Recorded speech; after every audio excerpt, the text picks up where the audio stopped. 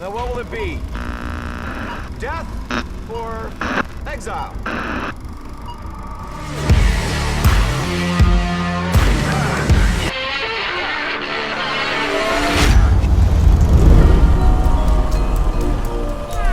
Plain Jane, Jackie Chain, Richard Millie. You gon' be the one, bust it down, I can see it. Hello everyone, and welcome to another edition of TV Exiles. This week we are taking a look at HBO's new series, Watchmen. Going forward, we will be reviewing each episode week by week. Each review will be spoiler-free, only exploring the essentials. So let's get into episode 1. Let's start by reading the official synopsis from HBO. In an alternate America where police conceal their identities behind masks to protect themselves from a terrorist organization, Detective Angela Abar investigates the attempted murder of a fellow officer under the guidance of her friend and chief, Judd Crawford. Meanwhile, the lord of a country estate receives an anniversary gift from his loyal servants. And with that, let's dig in. Probably the most important question is this show based on the graphic novel by Alan Moore and Dave Gibbons, or the film directed by Zack Snyder? This first episode definitely makes it clear that it is based on the original graphic novel, and its ending more so than the Zack Snyder adaptation. However, it is important to note that this show is a sequel to the original book, and will not be retelling the events from that graphic novel. The show takes place 30 years after the original events of the graphic novel. The modern-day setting has been impacted by the events of the original novel, with some obvious differences. Police officers now wear masks to protect their identities, and now they work in tandem with masked heroes to protect and serve. My biggest question walking into this episode is, was this Watchmen? And I have to say, not yet. There are obviously nods to the original material, but there's nothing that screams, that's Watchmen. But that's not necessarily a bad thing either. Showrunner Damon Lindelof has said on multiple occasions that it would take a few weeks to get going and feel like you were part of that world that you fell in love with originally.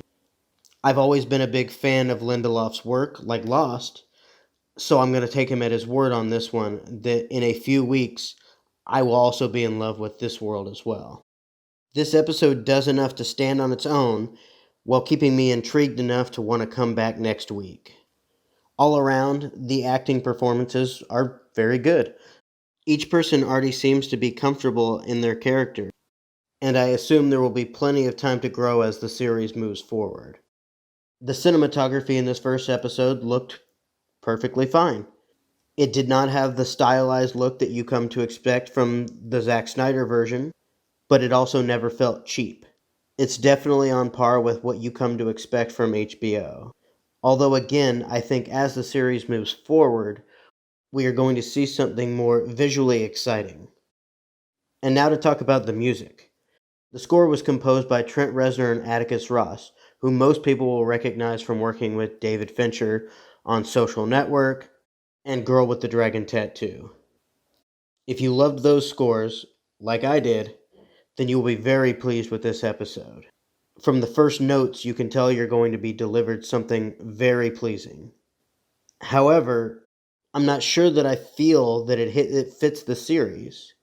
It seems a little out of place to me, but I'm willing to give it a chance as the series goes forward to see if it starts to match to the larger world when it's delivered. That being said, I'm definitely buying the score because on its own it's fantastic. Before I wrap up, I'd like to touch on a few things that I very much did like about this episode. First, there are a ton of great Easter eggs hidden throughout the world. Pay attention because there will be information on the walls and rooms that you may need to know about. The recognizable bits that you're coming to expect from the graphic novel have changed a bit. The Rorschach mask that you remember has now been adopted by the bad guys, giving way to a new Rorschach mask used by the good guys. That Rorschach 2.0 is a solid chrome mask that literally reflects the world back into the eyes of the person they are looking at. This comes in very nicely during an interrogation scene midway through the episode that gives a very futuristic representation of what a Rorschach mask stands for. Images projected around the room now reflect off of the mask. I won't say much more, but it is used to a very cool effect. And you can definitely see how it could be unsettling to somebody being interrogated. While the brutal violence you've come to expect from the Zack Snyder version is not present, you do get a moment later in the episode that does promise that the show is not afraid to show violence. While this is definitely based on the book, there do appear to be some nods to Zack Snyder's work as well.